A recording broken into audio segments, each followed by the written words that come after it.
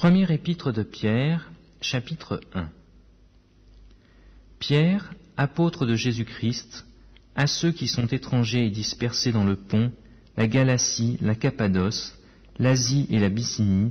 et ceux qui sont élus selon la prescience de Dieu le Père, par la sanctification de l'Esprit, afin qu'ils deviennent obéissants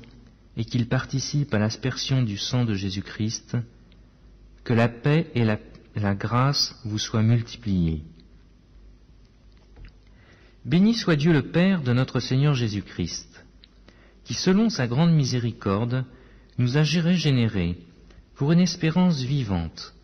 par la résurrection de Jésus-Christ d'entre les morts, pour un héritage qui ne se peut ni corrompre, ni souiller, ni flétrir, lequel vous est réservé dans les cieux, à vous, qui par la puissance de Dieu, êtes gardés par la foi pour le salut, prêt à être révélé dans les derniers temps. C'est là ce qui fait votre joie, quoique maintenant, puisqu'il le faut, vous soyez attristés pour un peu de temps par diverses épreuves, afin que l'épreuve de votre foi, plus précieuse que l'or périssable, qui cependant est éprouvé par le feu, ait pour résultat la louange, la gloire et l'honneur, lorsque Jésus-Christ apparaîtra, lui que vous aimez sans l'avoir vu, en qui vous croyez sans le voir encore, vous réjouissant d'une joie ineffable et glorieuse, parce que vous obtiendrez le salut de vos âmes pour le prix de votre foi.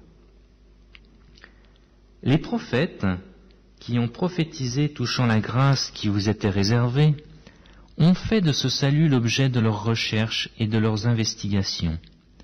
voulant sonder l'époque et les circonstances marquées par l'Esprit de Christ qui était en eux, et qui attestait d'avance les souffrances de Christ et la gloire dont elles seraient suivies. Il leur fut révélé que ce n'était pas pour eux-mêmes, mais pour vous, qu'ils étaient les dispensateurs de ces choses, que vous ont annoncé maintenant ceux qui vous ont prêché l'Évangile par le Saint-Esprit envoyé du ciel, et dans lequel les anges désirent plonger leur regard. C'est pourquoi, saignez les reins de votre entendement, soyez sobres, et ayez une entière espérance dans la grâce qui vous sera apportée, lorsque Jésus-Christ apparaîtra. Comme des enfants obéissants, ne vous conformez pas aux convoitises que vous aviez autrefois, quand vous étiez dans l'ignorance. Mais puisque celui qui vous a appelé est saint, vous aussi soyez saints dans toute votre conduite, selon qu'il est écrit, vous serez saints car je suis saint.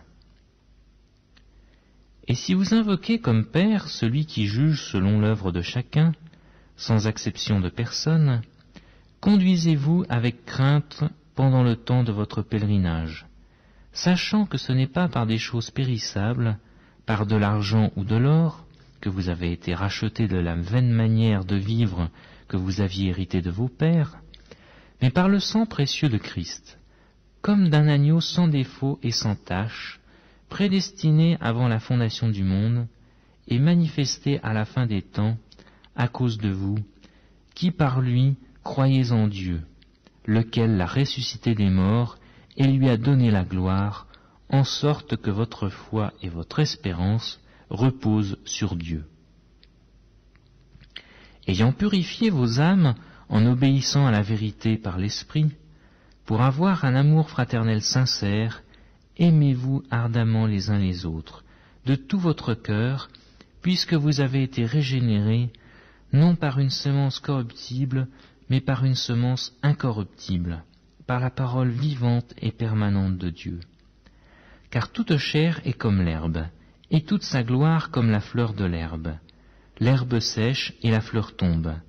mais la parole du Seigneur demeure éternellement. Et cette parole est celle qui vous a été annoncée par l'Évangile.